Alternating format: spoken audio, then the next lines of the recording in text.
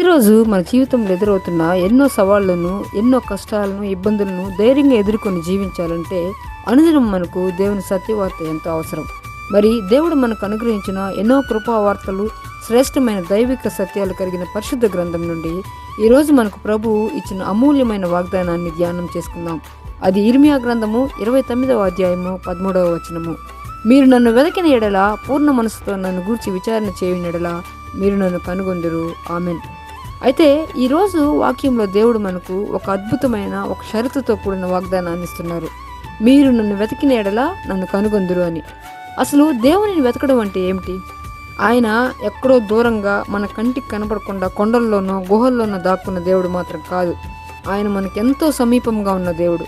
కానీ ఈ లోకంలోని మనుషులు చిన్న సమస్య వస్తేనో, కష్టం రాగానో ఫస్ట్ ఎవరిని వెతుకుతారంటే తోటి మనుషుల సహాయాన్ని వెతుకుతారు, పక్కనున్న వారి సహాయాన్ని వెతుకుతారు.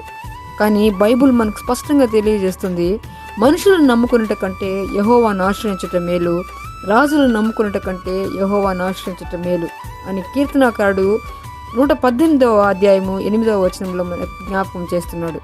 రెండవదిగా లోకపు అండదండలను వెతుకుతారు. మోకాళ్ళుని దేవా అని ప్రార్థన చేయడం పక్కన పెట్టి చిన్న సమస్య రాగానే మన చేతిలో ఉండే ఫస్ట్ ఫోన్ను తీస్తాం. ఫోన్ను తీసి సమాజంలో ఉన్న పెద్ద పొజిషన్లో ఉన్న వ్యక్తులకో లేదా ఇన్ఫ్లుయెన్స్డ్ పర్సన్స్కో ఎవరికన్నా ఫోన్ చేసి, అయ్యా నాకు ఈ కష్టం వచ్చింది, లేదా నేను ఈ బాధలో ఉన్నాను, నాకు కష్టం వచ్చింది, సహాయం చెయ్యి, మీ రికమెండేషన్తో నాకు ఒక సహాయం చేయండి, ఇట్లా ఈ మాటలు చెప్పి మనుషుల చుట్టూ తిరుగుతాం, ఆఫీసుల చుట్టూ తిరుగుతాం, లేదా డబ్బుల కొరకు వడ్డీ వ్యాపారస్తుల చుట్టూ తిరుగుతాం. కానీ దేవుని మాత్రం వెతకం. మూడవదిగా ధనాన్ని వెతుకుతాం. శ్రమ రాగానే మనకున్న ధనము, మనం సంపాదించుకున్న ఆస్తి మనం కాపాడుతుందని అనుకుంటాం. దాని గురించి సామెతలో మనకు ఒక విషయాన్ని దేవుడు జ్ఞాపకం చేస్తున్నాడు. ధనవంతుని ఆస్తి వాని ఆశ్రయపట్టణము, అది వాని ఊహకు ఎత్తైన ప్రాకారమని సామెతలు 18వ అధ్యాయం 11వ వచనంలో మనకు తెలియజేస్తున్నాడు. కానీ ఒకటి జ్ఞాపకం చేసుకుని ప్రియులారా, దేవుడు లేని ధనము, అండదండలు విపత్తు కాలంలో అవి ఏవి మనకు పనికిరావు. ఇవన్నీ మనకు ఈ 3 ఆప్షన్స్ మనకు విఫలమైనప్పుడు లేదా కుదరినప్పుడు, వారి దగ్గర నుంచి మనకు ఏదైనా సహాయం దొరకనప్పుడు, అప్పుడు మాత్రం మనకు ఒక ఆప్షన్ గుర్తుకొస్తుంది. అయ్యా ఏ దిక్కు లేదు నాయన, ఏ దిక్కు లేదు మాకు, దిక్కు లేని చోట నీవే దిక్కు తండ్రి అని లాస్ట్ చివరి ఆప్షన్గా మనం దేవుని దగ్గరికి వస్తాం. మనుషుల ద్వారా సహాయం పొందటం తప్పు కాదు, కానీ దేవుని కంటే ఎక్కువ లోకపు అండదండలను, మనుషుల రికమెండేషన్లను, డబ్బు పవర్ ఉన్న మనుషులని నమ్ముకోవటం కంటే ముందు మనం ఏం చేయాలనేది బైబిల్ మనకు స్పష్టంగా తెలియజేస్తుంది. సమస్త సృష్టికి మూలాధారమైన దేవునిని మనం ముందు వెతకాలి. మనం ఆలోచనలో, మన ప్రార్థనలో, మన దైనందిన జీవితంలో ప్రాధాన్యత కేవలం ఫస్ట్ మనం ఇవ్వాల్సింది దేవునికి మాత్రమే. వాక్యంలో దేవుడు మనకు ఒక ప్రాముఖ్యమైన, మనం గుర్తుంచుకోవాల్సిన పదాన్ని వాడుతున్నాడు. అదే పూర్ణ మనస్సుతో అని.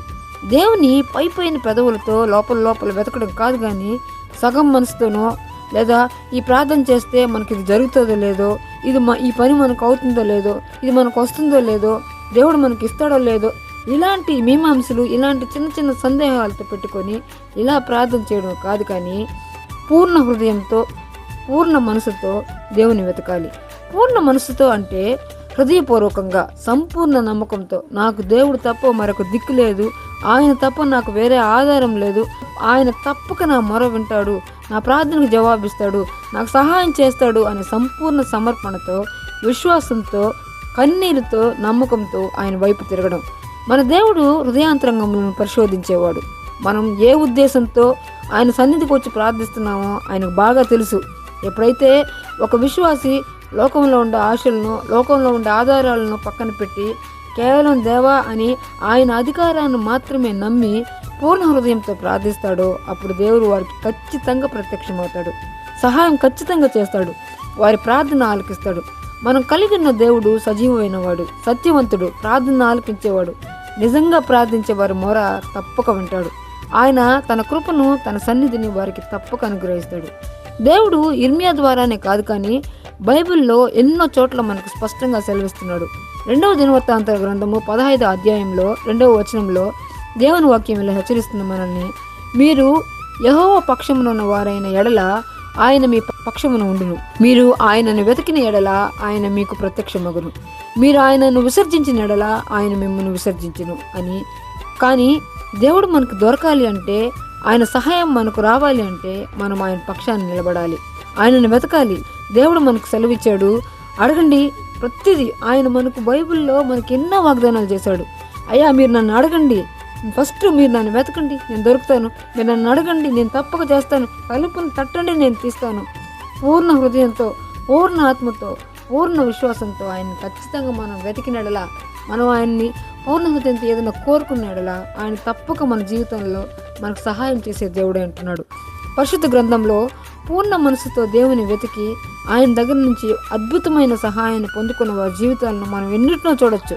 వాటిలో మనం ఒక చిన్న ఎగ్జాంపుల్ కనుక తీసుకుంటే, రాజు అయిన ఆసా జీవితం 2వ దినవృత్తాంతాల గ్రంథంలో మనం కనుక చూసుకున్నట్లయితే, తెరహు 10 లక్షల మంది సైన్యంతో యూదా మీదకి దండెత్తి వచ్చినప్పుడు రాజైన ఆస తనకున్న సైన్యాన్ని కానీ లోకపు యుక్తులను కానీ ఏమాత్రం నమ్మలేదు. కానీ అతను మోకరించి పూర్ణ హృదయంతో దేవునికి మొరపెట్టాడు. దేవా, బలము లేని వారికి సహాయం చేటుకు నీకన్నా మాకే దిక్కు లేదు తండ్రి, నాయనా నాకు సహాయం చేయి తండ్రి అని వేడుకున్నప్పుడు పూర్ణ విశ్వాసంతో, పూర్ణ హృదయంతో దేవుని వెతికాడు.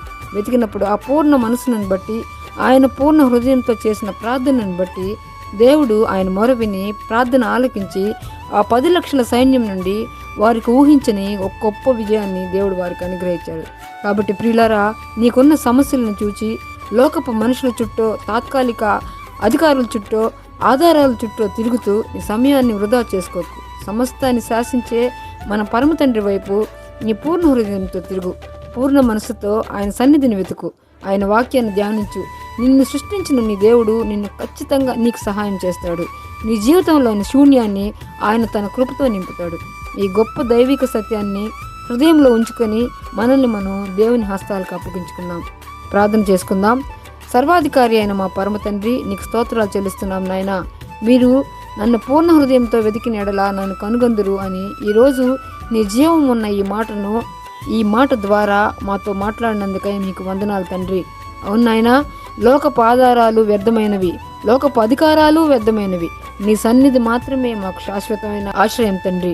ఈ వీడియో చూస్తూ ఈ వాక్యం వింటున్న ప్రతి బిడ్డని నాయన, లోకాన్ని నమ్ముకోకుండా పూర్ణ హృదయంతో నిన్ను మాత్రమే వెతికే ఆత్మీయ మనసును, స్థిరత్వాన్ని దయచేయండి తండ్రి. నిన్ను వెతికే ప్రతి బిడ్డకు నీ కృపను, నీ అద్భుతమైన సహాయాన్ని కనుగొనే భాగ్యాన్ని ప్రసాదించండి. ఈ రోజంతా నీ కృప, నీ భద్రత తోడుగా ఉంచమని యేసుక్రీస్తు అతి పరిశుద్ధమైన నామంలో అతి మిక్కిలి వినయంతో బ్రతిమలాడి వేడుకున్న తండ్రి. Amen. Praise the Lord. May God bless you all.